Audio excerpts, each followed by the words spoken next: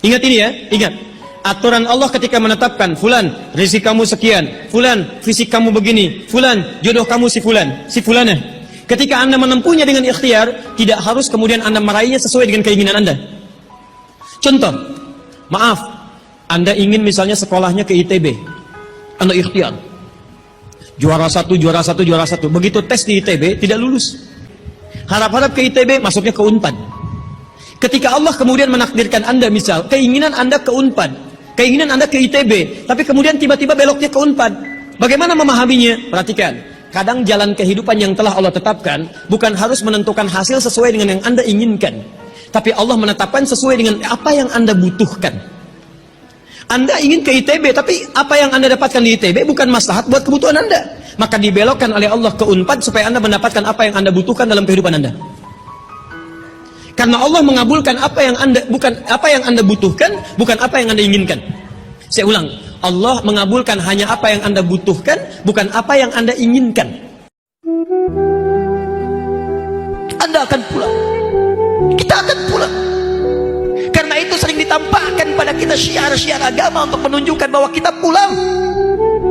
Ini masjid sudah dibangun begitu besar, nampak dari kejauhan, untuk menunjukkan kepada kita, ayo datang sini cari bekal pulang. Kamu akan pulang. Bukan kendaraan itu yang mengantarkan kamu ke surga, bukan rumah yang mewah itu yang akan kamu diam di saat di kuburan. Kamu hanya akan bawa amal soleh. Ditambahkan ini supaya menyentuh keimanan kita. Pulang kamu, datang pulang. Buktikan pada Allah kita berhasil. Selepas Ramadan jaga sholat, Pak. Jaga sholat, Bu. Anak Anda tinggal di rumah tertidur, terjadi kebakaran. Anda bangunkan, tak mau bangun. Anda seret dia keluar. Ayo keluar, nak, ada kebakaran. Ngantuk, mak, keluar. Anda seret karena takut dengan api yang membakar di dunia. Demi Allah saya katakan, di akhirat neraka lebih berat daripada itu. Saya tidak bosan-bosan mengatakan bahwa hidup kita itu terbatas. Suatu saat pasti pulang. Sekali-kali sebelum tidur, cuma rasakan mungkin tidur saya yang terakhir.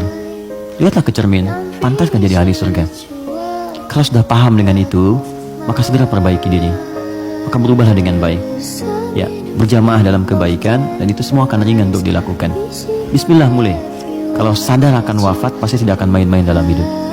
Buka Quran surah kedua Al-Baqarah ayat ke-45 sampai 46, paling kanan pertengahan di Ustaz.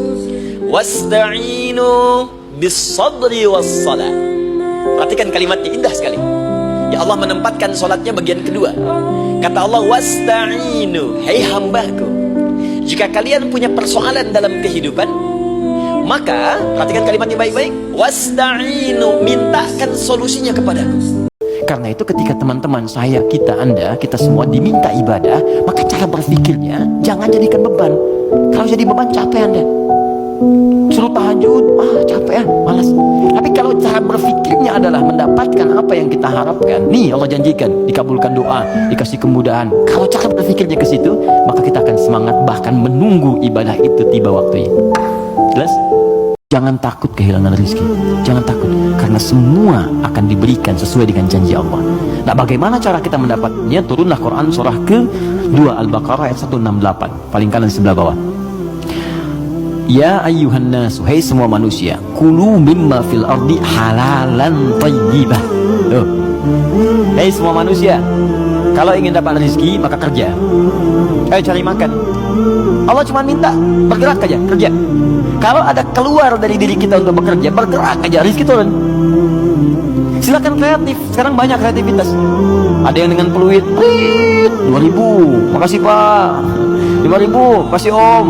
10.000, makasih Bos. Tuh, dia jadi bos Anda tuh. Itu aja, sehari dapat berapa gitu. Ya. Jadi kalau bergerak sedikit aja, bergerak itu dapat. Tapi ingat kata Allah, halalan thayyibah. Ambil dengan cara yang halal. Karena itu hadirin, kalau kita diperintahkan untuk ibadah, melihatnya jangan karena kewajiban, Anda akan berat menunaikannya. Ya Allah, barusan tadi zuhur, sekarang sudah asar lagi. Ya Allah, barusan asar, sekarang sudah maghrib lagi. Kalau Anda melihat tinjauan hukum saja, berat Anda menunaikannya. Tapi kalau Anda melihat, ya Allah, Allahu Akbar, ini syafaat saya. Mungkin di titik ini doa saya akan dikabulkan. Mungkin di sini jawaban dari kemarin saya mintakan. Kesulitan di pekerjaan saya, kesulitan di rumah tangga saya. Mungkin dengan sujud ini Allah menurunkan pertolongan. Itulah syafaat. Kita tidak sadar bahwa ternyata semua yang Allah mintakan kepada kita, semua kembali ke kita. Itu yang terbaik buat antum. Yang terbaik. Jadi bukan berarti ketika Anda tidak mendapatkan dia, dunia hilang untuk Anda. Tidak. Banyak boleh jadi itu hanya titian ajaran dari Allah supaya Anda merasakan bagaimana nikmatnya ta'aruf, supaya Anda belajar bagaimana mencari yang lebih baik lagi. Lihat kalimatnya, Quran surah ke-24 ayat 26. At-tayyibatu lit-tayyibin wat-tayyibuna lit-tayyibat, al-khabithatu lil-khabithin sebelumnya, wal-khabithuna lil-khabithat. Yang baik akan ketemu yang baik lagi, yang kurang baik bertemu dengan yang kurang baik lagi. Menurut Anda dia yang terbaik untuk Anda, menurut Allah dia bukan yang terbaik untuk Anda. Yang untuk Anda ada yang lebih baik lagi. Katakan pada hamba-hambaku yang menghukumi dirinya banyak dosa, sehingga dia merasa pesimis dengan rahmat Allah. Saya kayaknya udah nggak mungkin masuk surga nih. Udah mukanya udah muka neraka begini nih. Perbuatannya udah jerumus sesat nih. Udah hitam melumpur tubuh saya.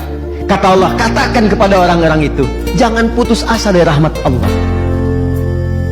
Innallaha yaghfiru dzunuba jami'a. Allah akan ampuni semua dosa dia yang pernah dia kerjakan sepanjang dia mau tobat.